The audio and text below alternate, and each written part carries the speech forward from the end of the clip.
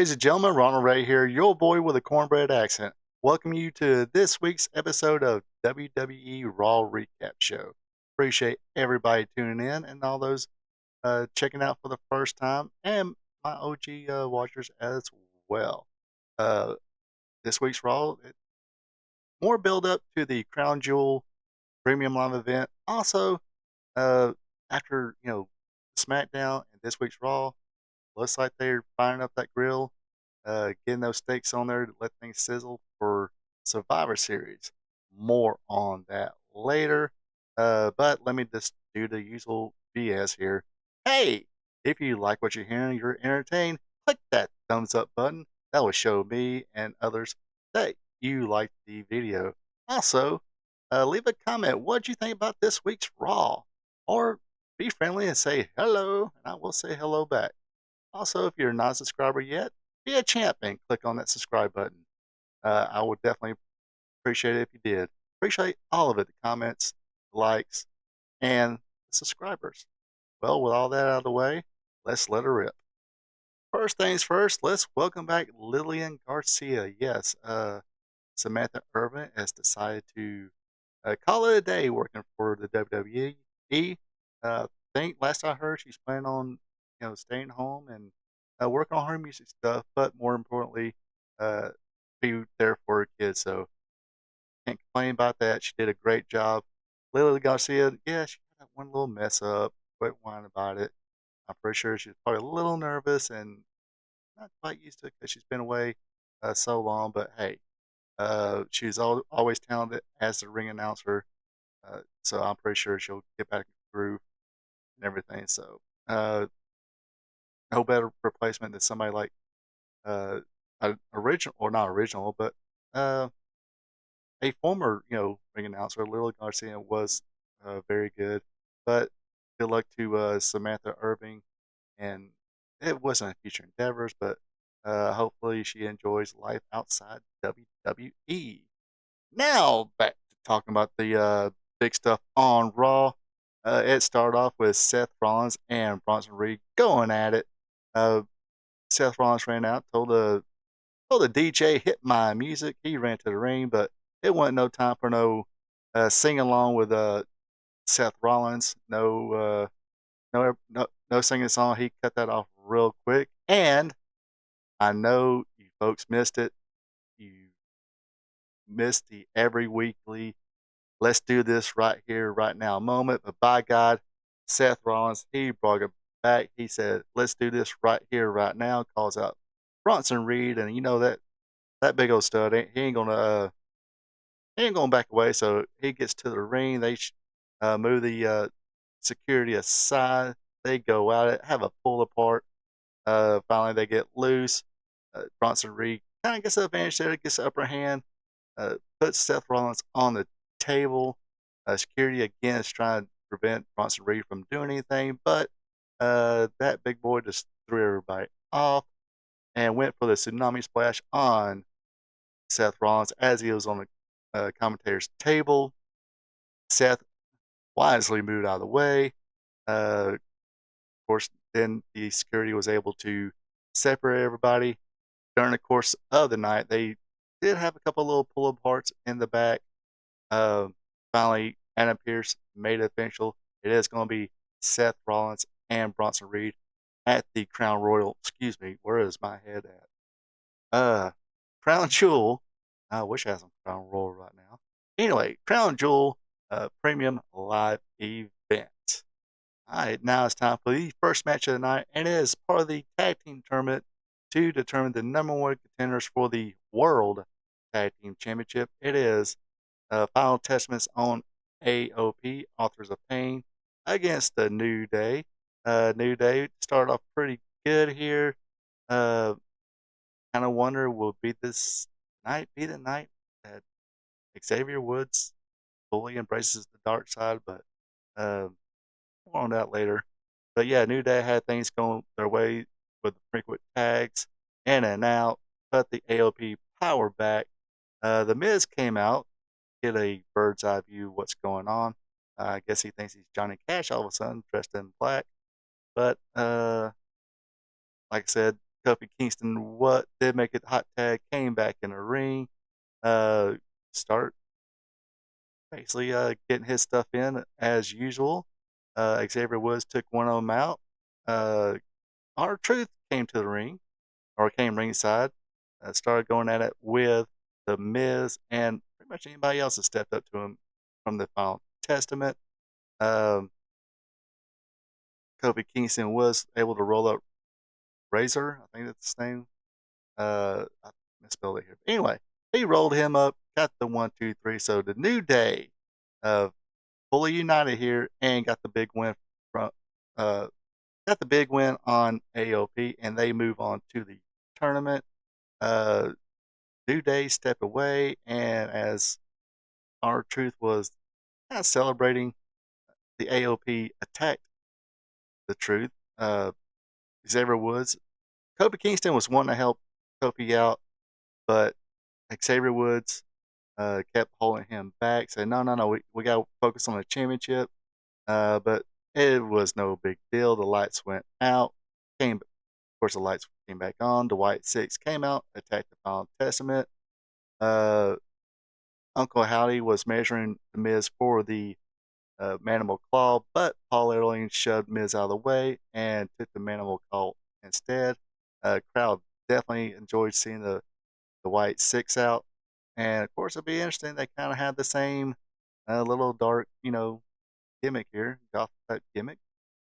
So why not the White Six versus the Final Testament? Should be interesting stuff there.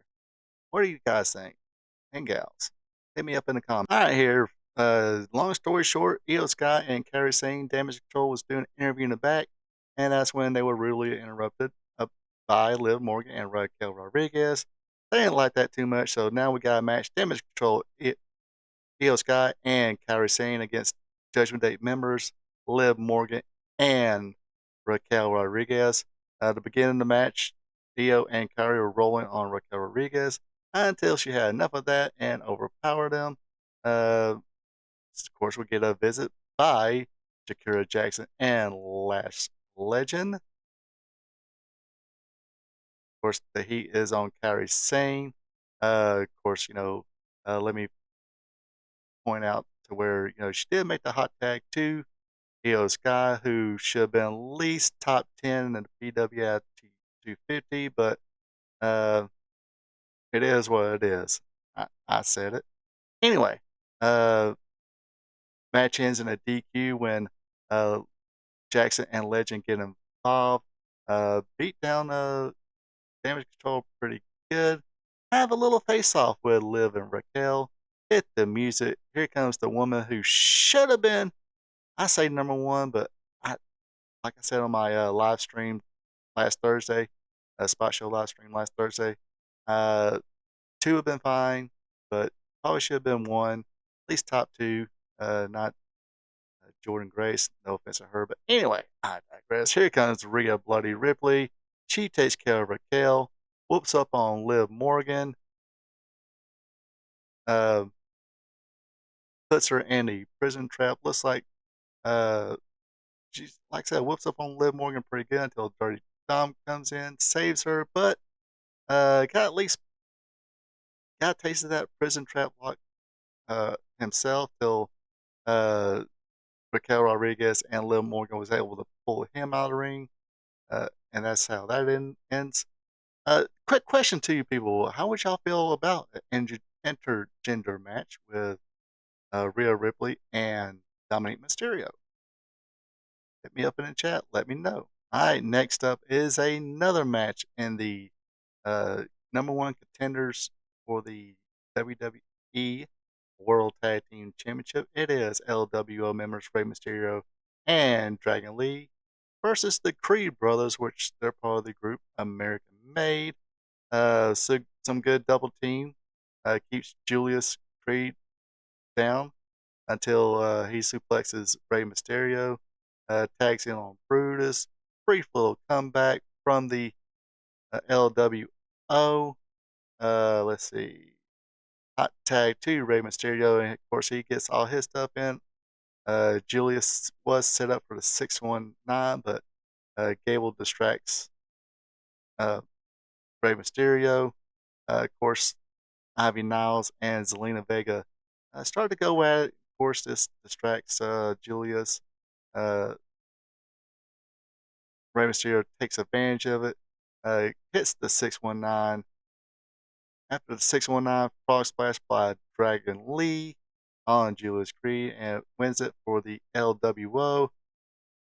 Me personally, I guess this makes sense. I was kind of thinking the American Made, the Creed brothers, would win this match, but I kind of see where they're going here. New Day's in there, now LWO's in there. Those little friction between Ray and Xavier Woods, so that might come out again, come maybe around tournament finals, or when they do meet up. Uh, keep an eye on that one. Next up. All right, it is main event time for the Intercontinental Championship. The challenger, Braun Breaker, going against the champion, Jay Uso. Breaker would get a majority of this match. Uh, Definitely some cocky stuff. Did a slam and did the push-ups, after a 2 count. But the commentators really did a good job saying, "Hey, this is." He knew he wasn't going to get the 3 count there. He just tried and play the psychological game. Uh, Solo Sikoa and Jacob Fatu appeared, and they had tickets. Looks like they even bought a T-shirt. Of course, here comes Tango and Toa. They both eat super kicks before they can get involved because Jey Uso does not want nothing to do with the situation, but it looks like he might be dragged in. Little face off there with Solo and Jey Uso.